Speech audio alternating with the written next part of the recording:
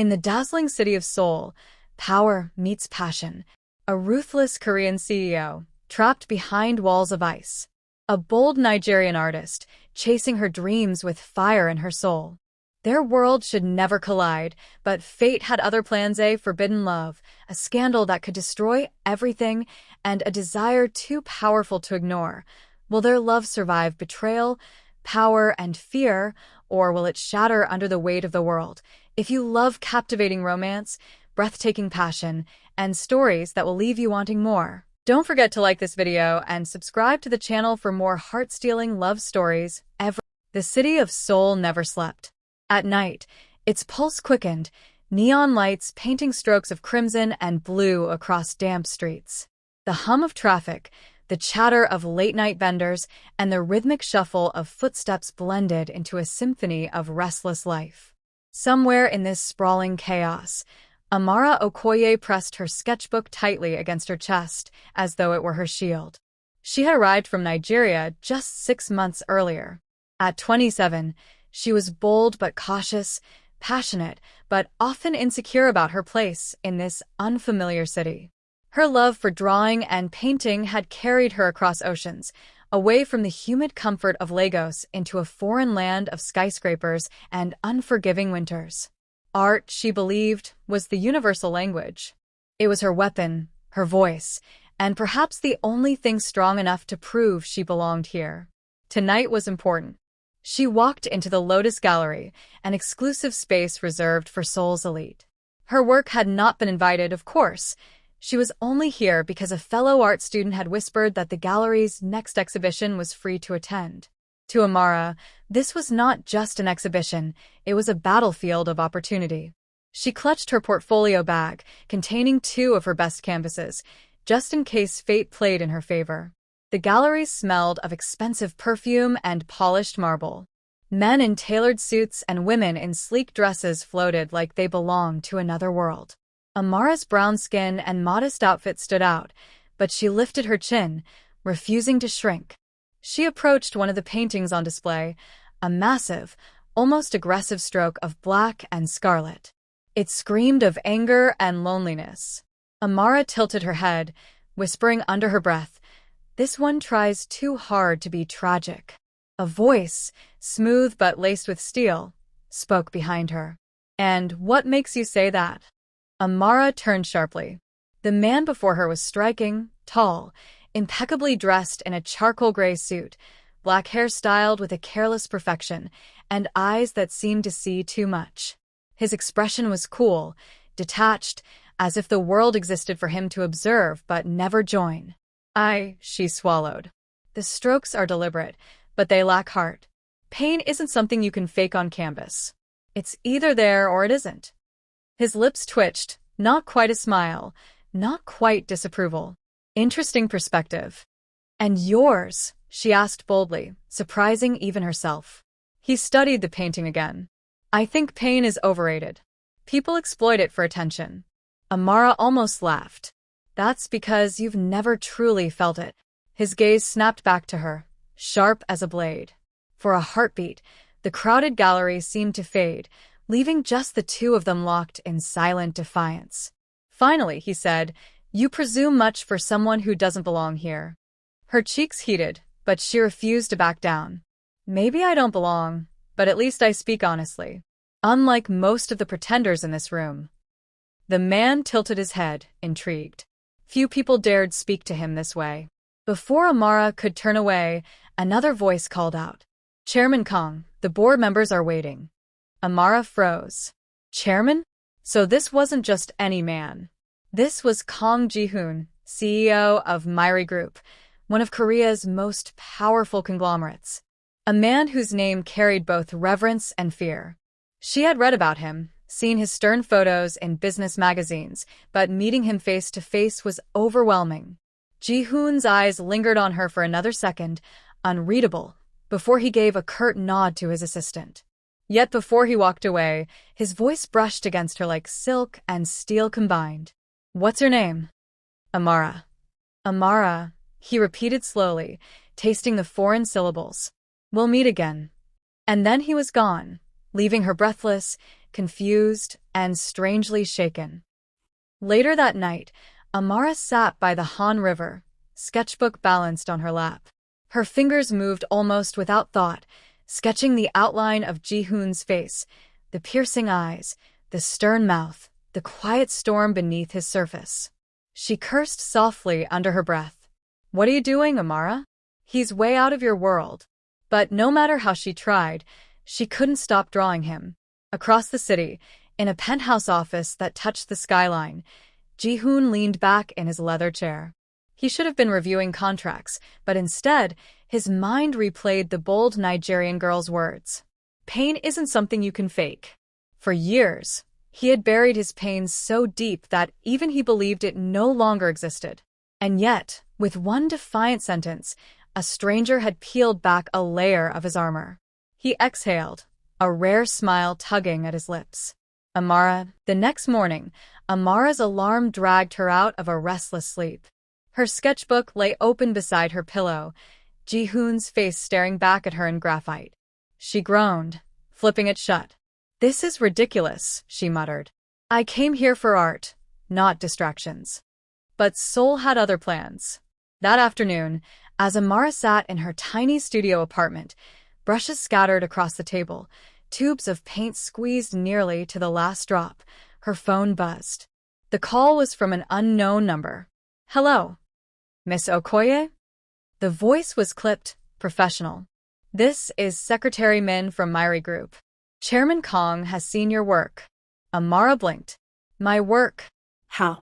I've never." "He requests a private meeting. Tomorrow, 10 a.m., Myri Tower. Don't be late." The line went dead before she could even ask why. Her heart raced. Kong Ji-hoon, the man she had argued with at the gallery, the man she had sworn not to think about, had somehow gotten a hold of her art. And now he wanted to meet. Myri Tower loomed like a glass mountain over Seoul's financial district. Its mirrored windows reflected the clouds, as if daring the sky itself to challenge its height. Amara stepped inside, nerves twisting in her stomach. She felt underdressed in her simple blouse and jeans, but she had refused to wear anything that wasn't her. The elevator ride to the 58th floor felt eternal. When the doors opened, she was greeted by a sleek office that looked more like an art museum than a workplace. White walls, floor-to-ceiling windows, and in the center of it all, Ji-hoon. He didn't look up immediately. He was signing papers, every stroke of his pen precise, calculated.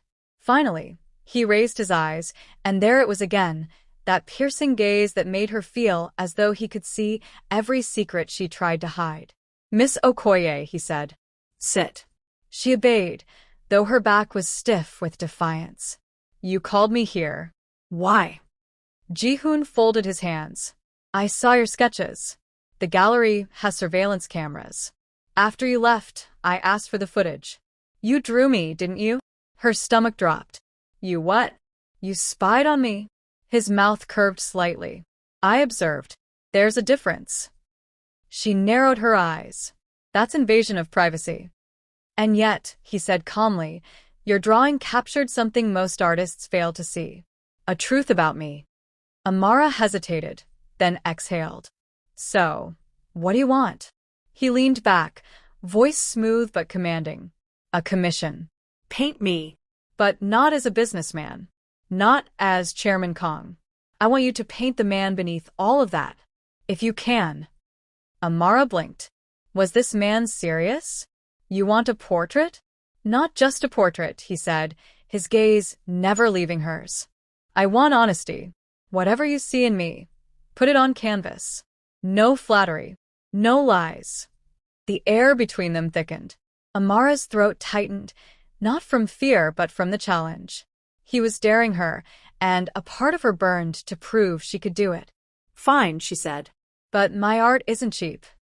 For the first time, Ji-hoon's lips curved into something resembling a smile. "Neither am I." Over the next 2 weeks, Amara found herself in places she never thought she'd be.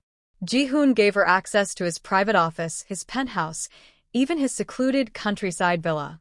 He sat for her reluctantly at first, always impatient, but eventually he grew quieter during their sessions, almost thoughtful. One evening at the villa, the sun dipped low, flooding the room with golden light. Amara sat on her stool, brush in hand, while Ji-hoon leaned against the window frame, jacket discarded, sleeves rolled up. "You're restless," she said softly, observing him. "I'm not used to being still," he replied. She tilted her head. "You're always in control, aren't you? Control keeps chaos away." "And what happens when chaos comes anyway?" He turned his gaze on her, sharp and questioning. "Do you always challenge people this much?" "Only when they hide behind walls." She met his stare without flinching. "You wear your armor so tight, I wonder if you even know who you are without it." For a moment, silence hung between them. Then, to her surprise, Ji-hoon laughed, a low, rare sound, as if he'd forgotten what laughter felt like. "You're infuriating," he murmured. "But you might be right." Amara's brush stilled. The vulnerability in his tone startled her more than his arrogance ever had. For the first time, she saw not a CEO, not a cold tycoon, but a man lonely, burdened, human. Their eyes held. The space between them seemed to shrink, the air charged. His hand twitched, as though tempted to close the distance, but instead he turned abruptly and walked to the bar. "Drink?" he asked, voice steady again. Amara exhaled slowly. Her heart was racing, her palms damp. She forced herself to nod. "Yes." "Red wine, if you have it." As he poured, she studied him. Not just the broad shoulders and commanding presence, but the cracks beneath. He fascinated her, and that terrified her too. That night, when she returned to her apartment, she found herself painting long past midnight. Not just his face, but his eyes, eyes that carried storms and secrets. And for the first time in years, Kang Ji-hoon lay awake in his penthouse, unable to sleep. The memory of Amara's bold gaze followed him into the dark. The portrait was almost finished. Amara stood before the canvas in Ji-hoon's villa, brush moving with instinctive strokes. The golden glow of evening spilled through the wide windows, washing across the painted image. Ji-hoon, stripped of power and pretense, his expression raw, his eyes vulnerable. She stepped back, breath catching. This is him, she thought. Not the CEO. Not the chairman. Just the man. Behind her, Ji-hoon moved silently. He studied her as much as she studied him, his dark gaze trailing over the way her curls framed her face, the intensity of her eyes, the paint smudges on her hands. "You see too much," he said quietly. Amara turned, startled. "Isn't that what you asked for?" "Yes." His jaw tightened. "And yet, it unsettles me." She set the brush down. "Then maybe you're not ready to be seen." Their eyes locked, tension rising like a storm. Something had been building between them for weeks, an unspoken fire simmering beneath every glance, every word. Tonight it threatened to break free. Ji-hoon took a step closer. "Do you always speak without fear?" Amara's heart thudded. "Only when the truth matters." His voice dropped, low and magnetic. "And what truth do you see now?" Her lips parted, but no words came. Instead, the truth was in the space between them, in the way his hand brushed against hers, in the heat that flared from the simple touch.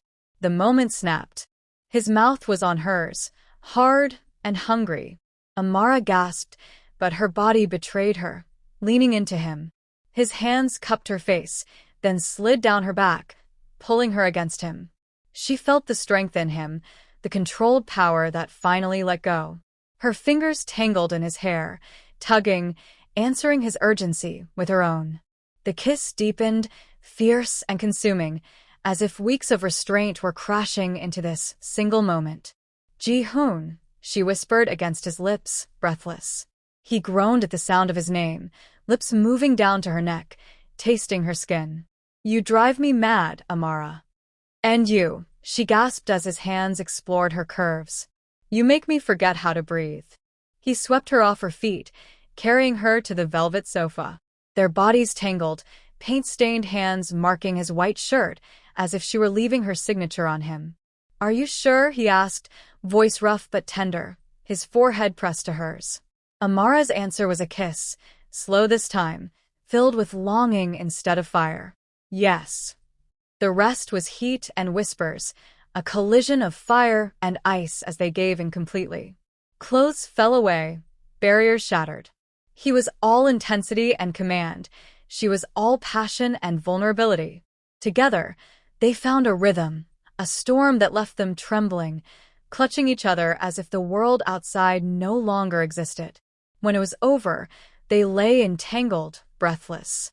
Ji-hoon's hand traced lazy circles on her bare shoulder, a softness in him she'd never imagined. "You've ruined me," he murmured. Amara smiled faintly, pressing her face into his chest. No.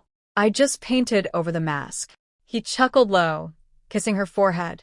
For once, the mighty Ji-hoon felt at peace. But peace was short-lived. The very next morning, flashing cameras and scandalous headlines flooded the news. Someone had leaked photos of Amara leaving Ji-hoon's penthouse late at night. Myri Chairman's mystery lover revealed. Foreign artist at the heart of CEO's secret affair. Within hours, Amara's social media was swarmed with hateful comments. Anonymous numbers bombarded her phone with threats. At the same time, Ji-hoon's board demanded answers, warning him that this relationship could tarnish his reputation and destabilize the company's stock. When Amara stormed into his office, her face pale with anger, Ji-hoon was already surrounded by executives. They looked at her like she was poison. "Ji-hoon, what is happening?" she demanded. His eyes softened at her, but his voice was firm. "Amara, not now. Not now." Her voice cracked. "They're destroying me. They've called me everything: gold digger, scandal, disgrace. And you sit here as if it's just another business problem." The room went silent. Executives exchanged nervous glances. Ji-hoon stood slowly, meeting her furious eyes. "We'll handle this." Amara's hands trembled. "We? Or you?" He didn't answer. The silence cut deeper than words. Her throat burned with betrayal. "I thought I saw the man beneath the mask. But maybe there's nothing there after all." And before he could stop her, she turned and walked out, leaving him staring after her, his chest aching with something he couldn't name. The world turned cold for Amara. In just 3 days, the scandal swallowed her life. The online hate was relentless, messages calling her a fraud, a parasite, a woman chasing wealth. Strangers hurled insults in the street, shopkeepers whispered when she passed. Her art, once her refuge, felt tainted. She locked herself in her tiny studio, staring at blank canvases that refused to speak. Her phone buzzed nonstop with Ji-hoon's calls, but she ignored them. The man who had held her like she was precious had also stood silent when she needed him most. On the 4th night, she found herself in front of the canvas again, brush trembling in her hand. The image that formed was raw and angry, Ji-hoon's face, half in shadow, half in light, as though he were a man at war with himself. A tear slid down her cheek. "Why did I believe in you?" Meanwhile, in Myri Tower, Ji-hoon's world was collapsing in its own way. "Chairman Kong, the board is furious," Secretary Min said, voice clipped. "The company's stock has dropped 3% since the photos leaked. Shareholders are demanding a statement." Ji-hoon's expression was carved in stone. "I don't care about the stock." "But sir," "I said I don't care." His voice cracked like thunder, silencing the room. He closed his eyes, fists clenched. Amara. He had wanted to protect her by keeping quiet, but his silence had cut her deeper than any words. Now, he was losing her. The storm came to a head 2 nights later. Amara was leaving her studio when a sleek black car blocked her path. 2 men in suits stepped out. "Miss Okoye," one of them said curtly. "Chairman Kong requests your presence." "I have nothing to say to him," she snapped. But the door to the car opened, and there he was, Ji-hoon, stepping into the cold night, his suit immaculate, his eyes burning with desperation. "Amara." Her chest tightened. The sound of her name on his lips was almost enough to undo her, but she steeled herself. "Go back to your world, Ji-hoon. I don't belong in it." He moved closer, ignoring the watching men. "Don't say that." She laughed bitterly. What should I say? That I'm fine with being humiliated? With being your dirty little secret? His jaw tightened. You're not a secret. Then why didn't you defend me? Why did you let them destroy me while you sat silent? His voice broke, raw. Because I didn't know how to protect you. Everything I touch gets dragged into fire. I thought silence would shield you, but I was wrong. Her eyes burned. Too late, Ji-hoon. She turned, but his hand caught hers, firm, trembling. I love you. The words froze her. Slowly, she faced him. His armor was gone, his eyes naked with truth. I love you, Amara, he said again, voice thick. I've tried to fight it, tried to bury it under duty and fear, but I can't. You're the only person who's ever seen me. The only one who ever dared. Tears blurred her vision. Don't say it if you don't mean it. I've never meant anything more. He stepped closer, their foreheads touching, his breath ragged. But I can't do this without you. Stay. Fight with me. For a moment, the night held its breath. Amara's heart screamed yes, but her pride wavered. She pulled away, wiping her cheeks. Love isn't just words, Ji-hoon. Prove it. Show me I'm not just another scandal you'll bury when it's convenient. And with that, she walked away, leaving him in the dark, her words echoing in his chest like a vow. The next morning, Seoul woke to headlines that shocked the nation. Chairman Kong confesses love in public statement. Myri Group CEO risks empire for foreign artist. Ji-hoon had stood before the press, unflinching, declaring, Amara Okoye is not a scandal. She is the woman I love. Anyone who questions her place beside me questions me. And I will not apologize for love. The world gasped. Stocks wavered. But for Amara, sitting alone in her apartment, the tears that fell were not of pain this time, but of hope. The city buzzed with disbelief. Chairman Kong Ji-hoon, the untouchable, the ruthless, the man who never bent, had declared love in front of the world. The media went wild. Some praised him for his boldness, others called him reckless, but for Amara, it was more than headlines. It was the proof she had demanded, the gesture that tore down his walls for everyone to see. Still, she hesitated. Words were easy. She needed to feel it, to look into his eyes and know it wasn't just a performance. 3 days later, Amara stood at the Lotus Gallery, the same place where their paths had first collided. Tonight, the gallery had agreed to feature her work, not because of Ji-hoon's power, but because the scandal had turned into curiosity. Everyone wanted to see the woman who had captured the heart of Korea's coldest CEO. Her paintings lined the walls, vibrant strokes of Lego sunsets, portraits of Seoul's bustling streets, and at the center, the one piece she had kept hidden until now, the portrait of Ji-hoon. Guests gasped when they saw it. It wasn't the chairman they recognized from magazines. It was a man, stripped of armor, his eyes stormy yet tender, a soul caught between fire and shadow. Beautiful, someone whispered. Amara stood quietly in the corner, watching, heart pounding. And then the crowd shifted, parted, and there he was, Ji-hoon. No entourage, no bodyguards, no mask of indifference. Just him, walking toward her in a simple black suit, eyes fixed on her as though no one else in the room existed. When he stopped in front of her, silence fell. Even the guests seemed to sense they were intruding on something larger than art. Ji-hoon's voice was low but steady. You painted me, but you forgot something. Amara's brows furrowed. What? You. He reached for her hand, his touch warm, grounding. Every truth you've pulled from me has been because of you. I am this man only because you forced me to see him. Without you, I'm nothing but stone and shadow. Her chest tightened. Ji-hoon. He cupped her face gently, his thumb brushing a tear from her cheek. I love you, Amara. Not as a secret, not as a scandal. As my equal, my muse, my home. The gallery seemed to dissolve around them. She leaned into him, whispering, Then prove it every day. Not just with grand gestures, but with the small ones too.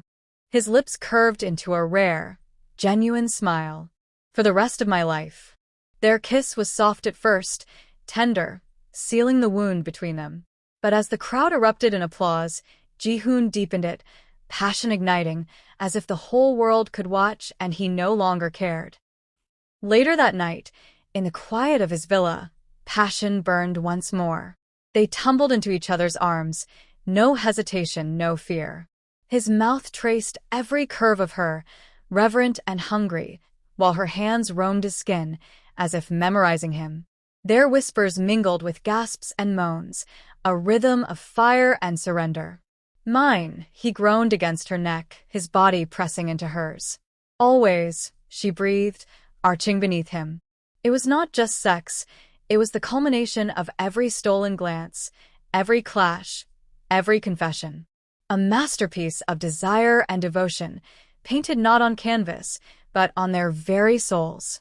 When it was over, they lay tangled in sheets, bodies slick with heat, breaths soft in the dark. Amara's head rested on his chest, listening to the steady beat of his heart. "I used to think my art was my life," she whispered. "But now, maybe my life is the art." Ji-hoon kissed her hair, holding her close. "Then we'll create it together, stroke by stroke." Weeks later, at the unveiling of her first major solo exhibition, Amara revealed her final piece, a double portrait. It showed her and Ji-hoon side by side, their hands intertwined, surrounded by bold colors that fused Lagos sunsets with Seoul skylines. Two worlds, one love, immortalized in paint. The crowd erupted in admiration. But for Amara and Ji-hoon, the only masterpiece that mattered was the life they were building together. And when the lights dimmed and the applause faded, they looked into each other's eyes, knowing this was just the beginning.